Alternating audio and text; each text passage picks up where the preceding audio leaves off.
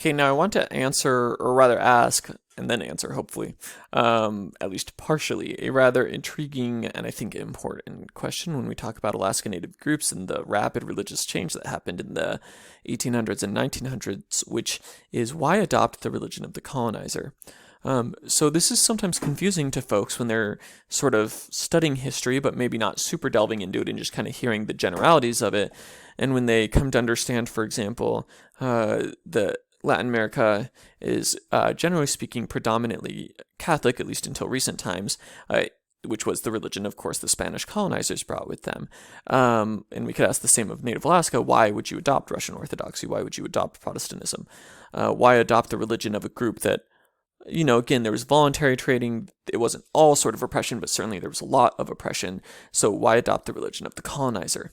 And that's, I think, an interesting and important question. And I think by delving into that question, we can both understand Alaska Native persons today better, but also understand historically their ancestors better, but also kind of just understand human beings better and the ways we react to different things. So let's jump into that for a minute.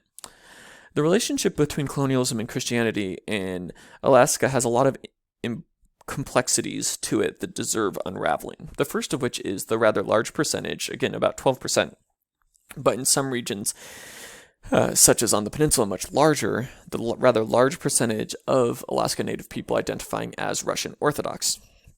Now, Russian Orthodoxy was, of course, the religion of the Russian colonizers, which might make it seem rather strange that it was adopted by any Native people at all, given the often very oppressive relationships between the Russian fur traders and Alaska Native people. However, there's a lot of things we have to remember. One of the things that we have to remember is that when we talk about colonialism, we can't just sort of speak about it as one thing any more than we can speak about Native groups as one thing. Instead, we have to understand that colonialism happens in different ways, in different stages, through different actors, and sometimes things come along with colonialism that aren't necessarily directly part of the colonialism. And so, for example, Russian priests came oftentimes in the wake of the Russian traders. And so, coming years after, or even decades later, than the Russian traders who had initially came in. So oftentimes you had Russian missionaries, Russian Orthodox missionaries and priests coming in, and there had already been a trading presence for many years. And indeed, often when we read the historical accounts and find historical accounts written by Russian people that were deeply critical of the Russian trading companies or of the Russian soldiers, what we find is that those historical accounts were often written by Russian priests. It's the priests and the missionaries who were pushing back and saying how we're treating these native people is terrible. So they were often pushing back. And so there was a complexity there. A Russian priest may not have seemed to some Alaska Native communities, a Russian priest would not necessarily have seemed the same as a Russian trader. It's not like all Russian settlers were, sort of the same thing. There's also the fact that in some communities, such as Denina, for example, Russian Orthodoxy kind of took off, ironically enough, as the Russian presence was starting to fade from Alaska, or a few decades before the Russians even left. And, I will also point out that many of the early Russian priests and missionaries, some of them made great efforts to become fluent, or at least conversant in native languages, to translate the Bible into Alaska Native languages. One of the reasons we, have some of our earlier written versions of Alaska Native languages is because of these Bible translators and so forth. And so, there was outreach that was being done. And in that context of missionary outreach, there's a lot of reasons why a group might adopt a new religion, some which may seem self-serving, such as to sort of fit in with the new powerful upper class that sort of imposed itself upon the colonizers, but also, definitely just folks that hear these teachings and find them to be convincing, right? Just as nowadays, people don't always follow the religious traditions they were raised in. In fact, it's not at all uncommon for people to hear about and convert to a new religious tradition because they find it more compelling for one reason or another. And certainly that was the case with some people being exposed to Russian Orthodoxy, whether as communities or as individuals. Of course, there was also coercive forms of what we would call proselytization or conversion to Christianity, such as the boarding school programs, but those were actually largely an American project because, again, Russian colonizers were much more in the business of resource colonialism rather than settler colonialism. So these sort of mission schools and sometimes more or less coercive conversions were really more of sort of a 1900s, late 1800s kind of thing. You also had missionary efforts by. So, anyways, as a result of that, you have a somewhat large percentage of groups that practice Russian Orthodoxy, and indeed, in places like kind of close to Bristol Bay, you have a lot of Yupik people and some Denino people as well who practice Russian Orthodoxy now and go to a Russian Orthodox church, and that's a very important part of their spiritual lifeways. So, another aspect of sort of the complexities of colonialism and Christianity is from the Williams reading that I had you not do, but originally I was going to have you do, the one on the Comity Agreement in 1908. And what the Comity Agreement was you had, I think historical records differ on if it was 4 or 5 denominations, but I see at least 4. 4 denominations, 4 different types of Protestant Christianity who met together in New York City, of all places, to, so to speak, divide up Alaska, or rather to kind of chart out where the different denominations would do missionary work so they weren't sort of trying to spread Christianity to the same groups at the same time. Instead, they would go to different villages and different communities. And so as a result of that, you had, for example, the Episcopalian group, which was sort of assigned the Yukon-Kuskokwim Delta, where Yupik people are. Presbyterians, sort of southeast Alaska, like Tlingit territories and Haida territories, right, kind of closer to Juneau, because there had already been a Presbyterian presence there for some time. From what I understand, the Baptist presence wasn't too big yet, but it would soon become so, and as we know to this day, this is one of the largest Christian groups in Alaska. So Baptist missionaries were sort of given to Kodiak Island and then kind of Cook Inlet region, including like the peninsula and up into Anchorage, presumably. And then the Aleutian Islands, among other places, were to be where Methodist ministers would go. So that's kind of interesting, right? And you see that sometimes in specific Native communities where like one of those denominations, like Episcopalian or Presbyterian, will be really prominent, and you're like, why? That's weird. But the answer is because a specific denomination sort of evangelized or proselyted there first.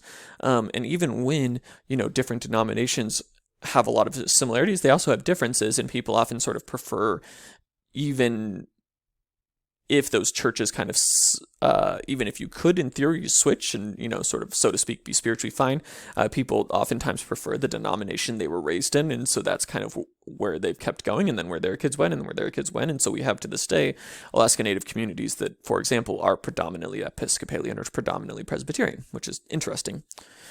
Another complexity of colonialism and Christianity, though, is how cultural chaos and trauma leads to cultural reconfiguration. And I want to talk about that a little more at depth than the other two things.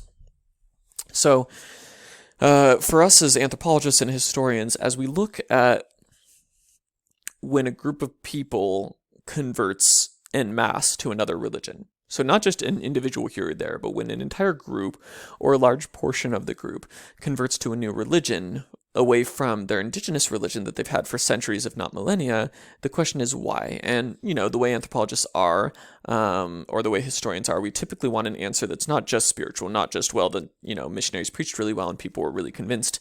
We usually also want to look at cultural and historical factors. Whether that's right or wrong, I think that's the perspective social scientists often take. I think there's strengths and weaknesses to that approach.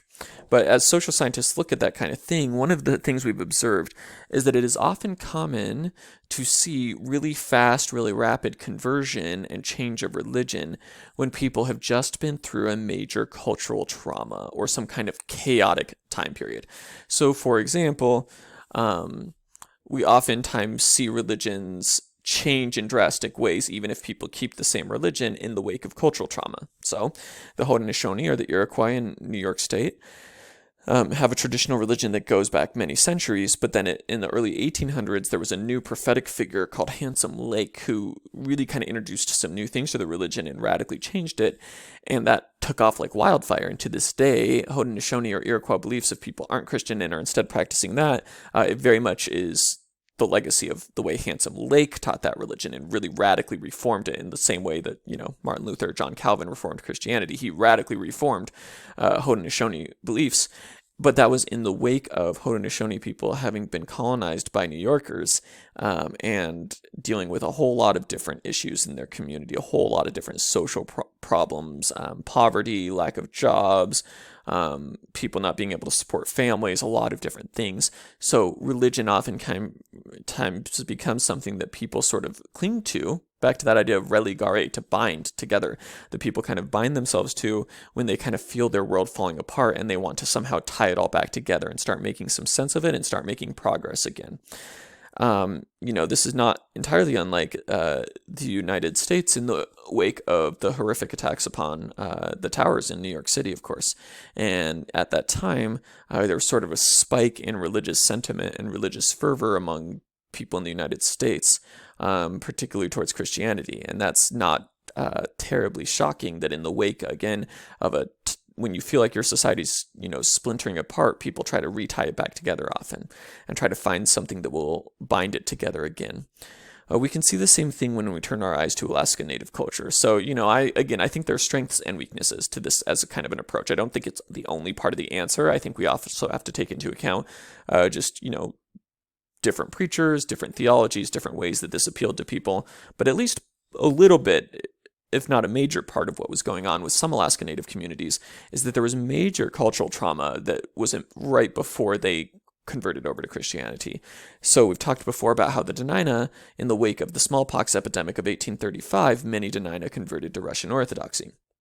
And indeed, that happened actually in multiple cultural groups, not just the Dena'ina, because the smallpox epidemic was not just located here on the peninsula, but affected more than one group. And as a result, in the 1835 to 1840, several groups start converting over to Russian Orthodoxy or Christianity, generally speaking.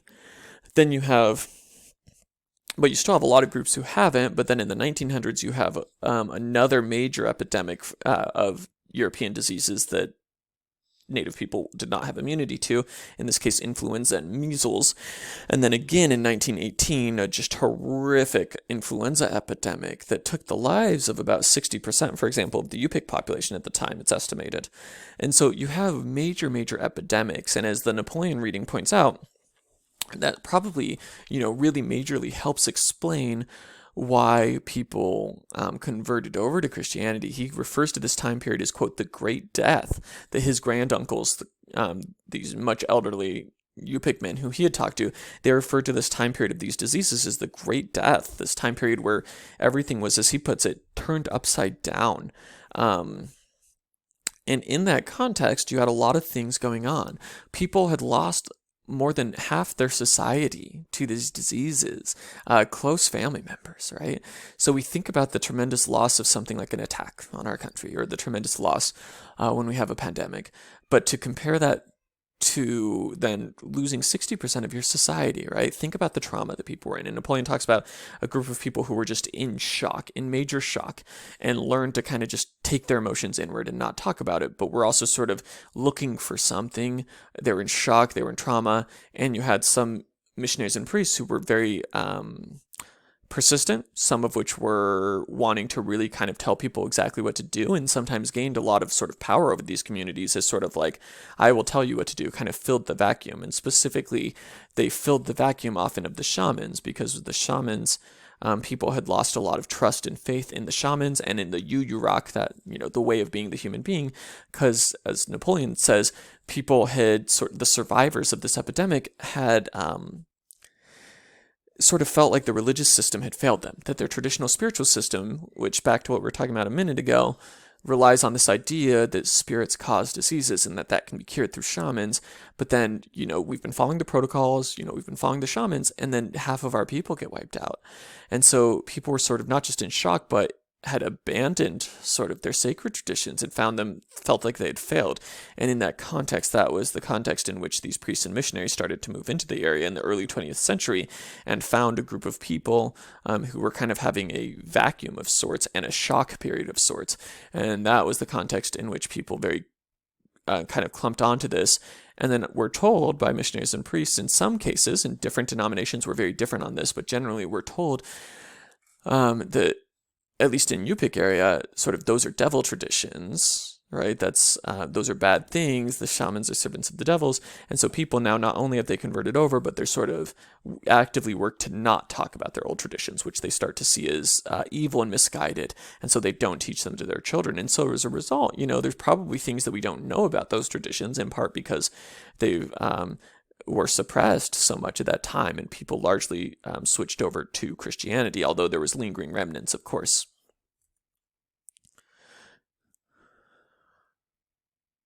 So all of that to say that there's a lot of reasons why people switch over to Christianity, and that can come from a lot of different kinds of things. Some of them, shall we say, voluntary, some of them coercive, and some of them voluntary, but in response to cultural trauma, which is something we observe not just here, but in many parts of the world.